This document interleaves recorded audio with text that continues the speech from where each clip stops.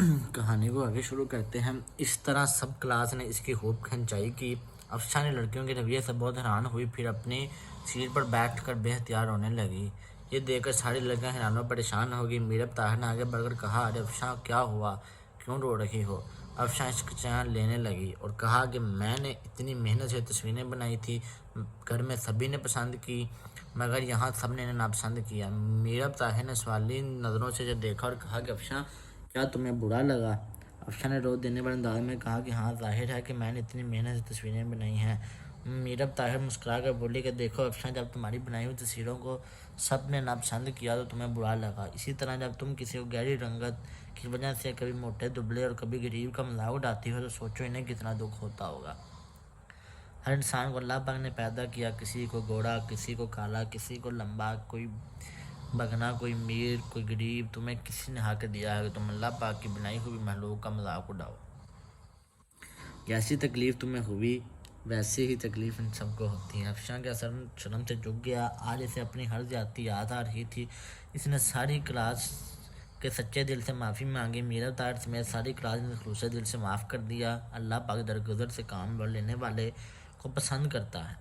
इतनी ज़्यादा सहूलत और खुशियाँ मैसर होने के बावजूद हम परेशान और तंग दस्त रहते हैं और इजाफे की ख्वाहिश रखते हैं। कितने अजीम हैं वो लोग जो कनात पसंद हैं, जो अल्लाह पाक पर तवक्कुल रखते हैं। और स्टोरी की तरफ चलते हैं क्योंकि अभी टाइम हो चुका है 11:50।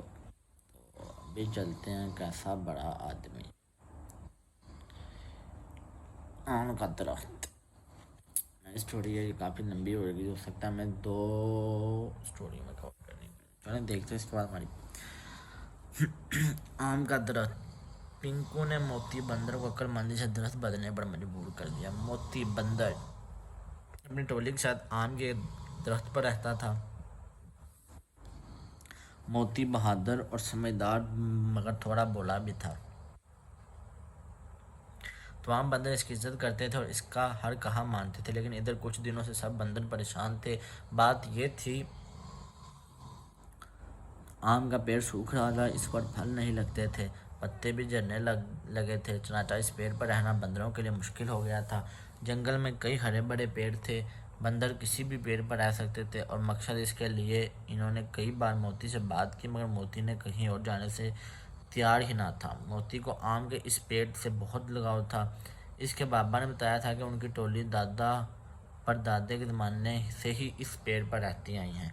इस पेड़ के आम बहुत मीठे हुआ करते थे और पेड़ हम लोगों को बहुत साया दिया करता था। मोती को इस पेड़ से बहुत प्यार था, तो छोड़कर कहीं जाने के बारे में सोच भी नहीं सकता था। दूसरे बंदरों ने मोती को कई बार समझाया कि पेड़ सूख रहा है, इस पर रहना मुश्किल है, मगर पेड़ छोड़ने की बात सोचकर ही मोती का दिल बढ़ आता।